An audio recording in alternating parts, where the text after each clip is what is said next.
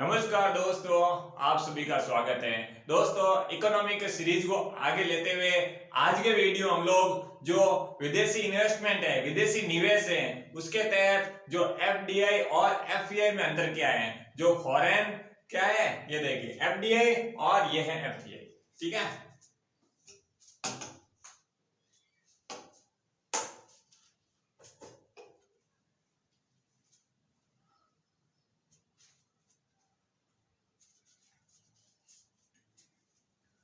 नमस्कार दोस्तों, आप सभी का स्वागत है। दोस्तों, इस वीडियो हम लोग इकोनॉमी की सीरीज को आगे लेते हुए आज के वीडियो हम लोग बात करने वाले हैं जो विदेशी निवेश हैं, विदेशी संस्थागत निवेश हैं जो भारत में किस किस रूप में होते हैं और क्या इसका सिस्टम होते हैं, क्या विशेषताएं हैं, उसके बारे में हम लोग जानने वाले हैं। तो आज का हमारा जो मेन फोकस रहेगा एफडीआई और एफपीआई।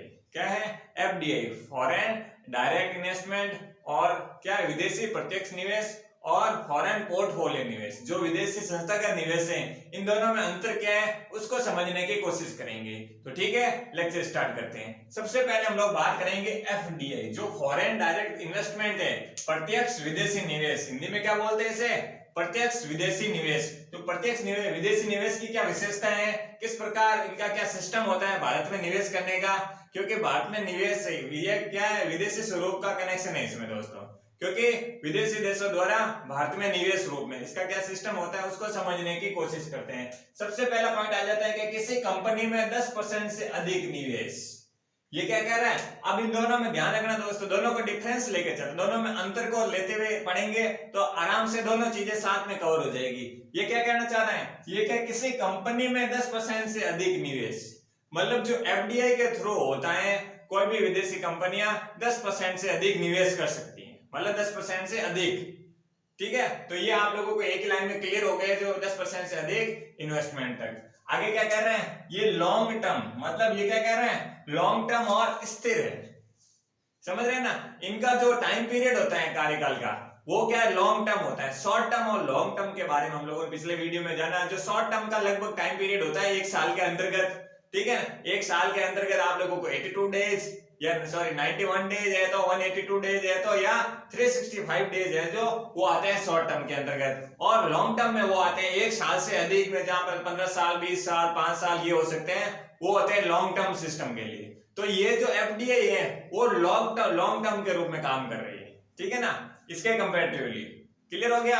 ये क्या कर रहे हैं? लॉन्ग टर्म और स्थिर। स्थिर का मतलब ये हो गया कि इनका जो टाइम पीरियड होता है, इनको मतलब ऐसा नहीं है कि कभी भी बाहर निकाल सकते हैं, ऐसा नहीं है। इनका एक टाइम पीरियड होता है, एक लंबा टाइम पीरियड चलता है जो स्टेबल फॉर्म में होता है, कंपैरेटिवली किसके? एफडीआई के। तो इसका जो कार्यकाल तो शॉर्ट टर्म तो लॉन्ग टर्म होता ही है और स्थिर भी होता है। इसके आगे ये क्या कर रहे हैं? निदेशक मंडल प्रत्यक्ष भागीदारी कर सकता है। जो इसका जो मैनेजमेंट बोर्ड है, इसमें क्या होता है? उनका डायरेक्ट भागीदारी हो सकती है। इसमें हितों का क्या है?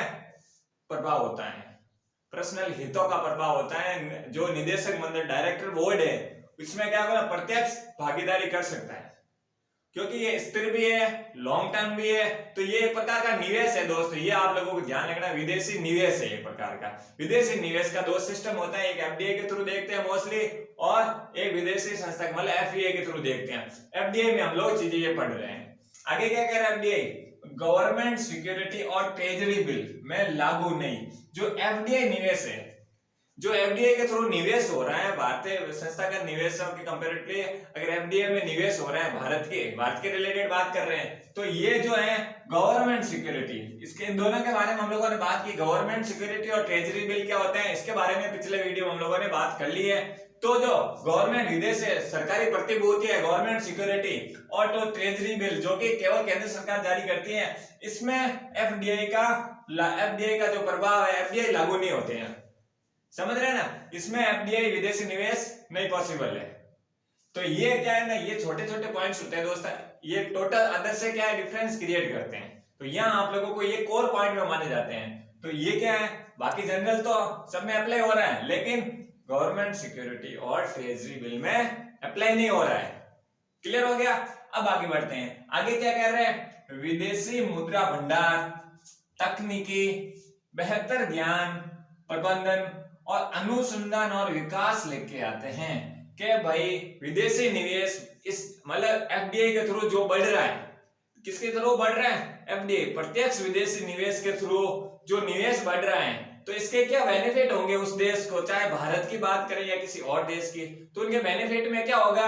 उसमें देखा जाएगा कि भाई जो मुद्रा भंडार, जो विदेशी मुद्रा भंडार होता है उसमें बढ़ोतरी होगी। इसके अलावा जो टेक्निकल चीजें होती है उसमें इंप्रूवमेंट होगा। बेहतर ज्ञान और प्रबंधन, ज्ञान का जो वैज्ञानिकों वाले से रिलेटेड हो, मतलब ज्ञान का इंप्रूवमेंट होगा। अनुसंधान, जो वैज्ञानिक शोध होते हैं, और डेवलपमेंट, विकास में सहायक होता है। तो ओवरऑल बात करें तो ये क्या है? पूरा किसी भी देश के विकास में, डेवलपमेंट में एक महत्वपूर्ण भागीदारी निभाता है। वो क्या है? एफडीआई। मैं एफडीआई के बारे में बात नहीं कर रहा हूं दोस्तों, एफडीआई के बारे में बात कर रहा हूं, ठीक है ना, प्रत्यक्ष विदेशी निवेश। क्लियर हो गया? तो ये भी आप लोगों को उम्मीद कर रहा हूं कि आराम से समझ में आ गया होगा। अब आगे बढ़ते हैं। आगे क्या कर रहे हैं? उद्योग एवं आंतरिक व्यापार संवर्धन विभाग द्वारा क्या कर रहे हैं? उद्योग एवं आंतरिक व्यापार संवर्धन विभाग द्वारा इसका नीति निर्धारण, इसका जो मैनेजमेंट है, इसके नीतियों का निर्धारण कौन करता है? कि एफडीआई के थ्रू ये होना चाहिए, वो होना चाहिए। ये जो नीतियां हैं, कोई ना कोई बोर्ड होगा, उसका नाम होगा, तो उसका नाम है, ये अभी हाल ही में इसका नाम बदलकर उद्योग एवं आंतरिक व्यापार संवर्धन विभाग दिया गया है। क्लियर हो गया? तो ये इस मतलब जो एफडीआई के नीतियों का निर्धारण होता है, इनके रूल्स से, रेगुलेशन से रिलेटेड निर्धारण होता है, मैनेजमेंट है, वो कौन देखता है? उद्योग एवं आंतरिक व्यापार संवर्धन विभाग है। क्लियर हो गया? अब आगे बढ़ते हैं। अब बात आ जाती है कि एफडीआई को किस किस रूप में अप्लाई किया जाता है।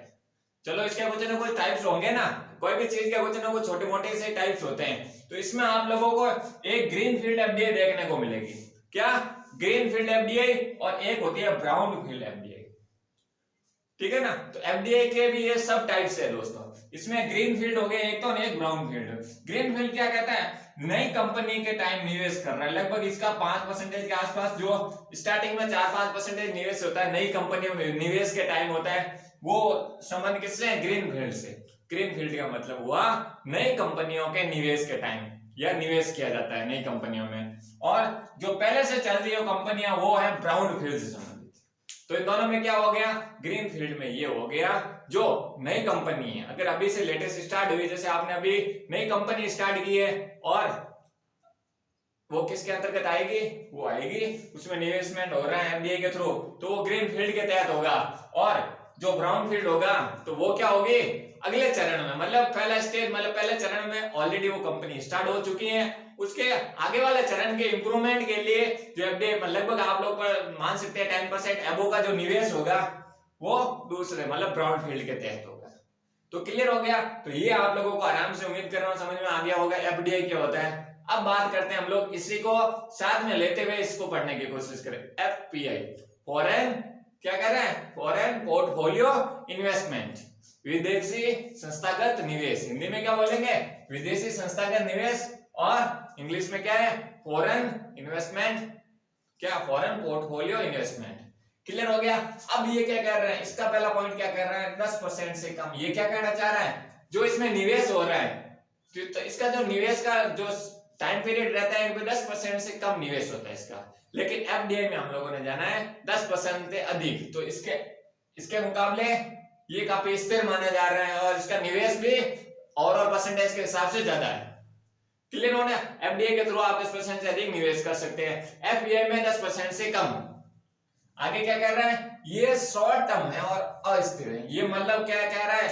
इसका जो टाइम पीरियड है, एक तो शॉर्ट टर्म होता है, क्या? लिमिटेड टाइम, मतलब 1 साल से कम होता है, जिसमें 91 डेज, 182 डेज या 365 डेज का टाइम पीरियड होता है, तो वो होता है शॉर्ट टर्म के अंतर्गत। और शॉर्ट टर्म अस्थिर का मतलब हो गया कभी भी निकाल सकते हैं, समझ रहे हैं ना? इनका कोई फिक्स नहीं है, अस्थिर टाइप में होती है, कोई फिक्स नहीं, आज है कल नहीं है, ऐसी स्थिति होती है। लेकिन एफडीआई के मामले में ऐसा नहीं है, ये स्थिर भी है और लॉन्ग टर्म भी है। तो ये दोनों में अपना, ये स्थिर हो गया एफडीआई, तो ये क्या है? अस्थिर है।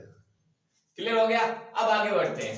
इस नहीं का मतलब इससे जुड़ा हुआ है, निदेशक मंडल प्रत्यक्ष भागीदारी कर सकता है, लेकिन एफडीआई के मुकाबले में, एफडीआई के मामले में क्या हो रहा है?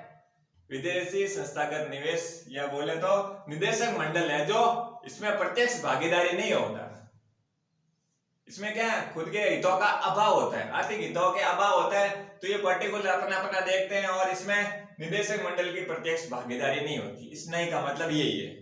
अब मैं आगे बढ़ता हूं, आगे क्या कह रहा है, ट्रेजरी बिल में नहीं लेकिन गवर्नमेंट सिक्योरिटीज में 23 बिलियन बॉन्ड खरीद सकते हैं।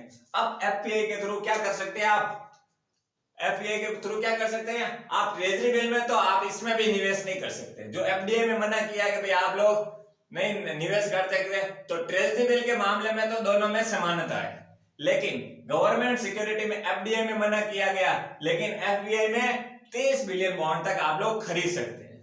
तो ये छूट है, दोनों में ये अंतर है। ये समानता क्या हो गई, ट्रेजरी बिल के मामले में ना तो एफपीआई के थ्रू निवेश हो सकता है ना ही एफडीआई के थ्रू, लेकिन इसमें अगर गवर्नमेंट सिक्योरिटी की बात करें, जो सरकारी प्रतिभूतियां है, इसमें अगर रिलेटेड बात करें, तो यहाँ आप लोगों को डिफरेंस, यहाँ बिल्कुल मना कर रहे हैं, लेकिन यहाँ पर 23 बिलियन बॉन्ड तक खरीद सकते हैं, मतलब एक लिमिटेड सीमित मात्रा में एक क्राइटेरिया फिक्स किया गया है। क्लियर हो गया, तो ये दोनों में आप लोग आराम से समझ गए होंगे। अब मैं आगे बढ़ता हूं, इस नई का मतलब जुड़ा हुआ इससे, इसमें हम लोगों ने देखा कि भाई प्रत्यक्ष एफडीआई के क्या फायदे रहेंगे, एफडीआई आने से मतलब प्रत्यक्ष विदेशी जो निवेश बढ़ेगा तो क्या होगा, विदेशी मुद्रा भंडार, तकनीकी बेहतर ज्ञान प्रबंधन अनुसंधान और विकास लेकर आते हैं, लेकिन एफपीआई के मामले में ऐसा कुछ भी नहीं है, ठीक है ना। ये क्या है, अपना प्रत्यक्ष स्वामित्व दर्शाते हैं, तो मतलब ये दूसरों का भला तो चांसेस बढ़ जाते हैं, ये अपना स्वामित्व दर्शाते हैं, तो ऑब्वियसली आप अपना स्वामित्व दर्शा रहे हो तो फायदा आपको होने वाला है। लेकिन एफडीआई के मुकाबले में क्या है, ये उल्टा है, इसमें बेनिफिट हो रहा है एफडीआई आने से, लेकिन इसमें कोई बेनिफिट नहीं हो रहा है, इनका पर्सनल स्वामित्व होता है और उसको फायदा होता है तो पर्टिकुलर बंदे को या उस जो संस्थागत कंपनी है उसी को ही होता है। क्लियर हो गया, ये दोनों आप लोग को समझ में आ गया होगा। अब आगे बढ़ते हैं, वित्त बाजारों के अंतर्गत प्रवेश करता है, मतलब शेयर बाजार में ये प्रवेश कर सकता है, ये अलग इसका पॉइंट है। क्या ये एफपीआई शेयर बाजार में निवेश कर सकता है, ये प्रवेश कर सकता है, तो बिल्कुल दोस्तों एफपीआई कर सकता है। तो ये दोनों ये चीजें आप लोगों ने अच्छे से समझ ली होगी, उम्मीद कर रहा हूं कि आप लोगों को अच्छा भी लगा होगा। दोनों में डिफरेंस बिल्कुल स्पष्ट वे में आप लोगों को बता दिए हैं। अगर आप लोगों को वीडियो अच्छा लगा हो तो प्लीज आप लाइक करें, शेयर करें, सब्सक्राइब करें। थैंक यू दोस्तों।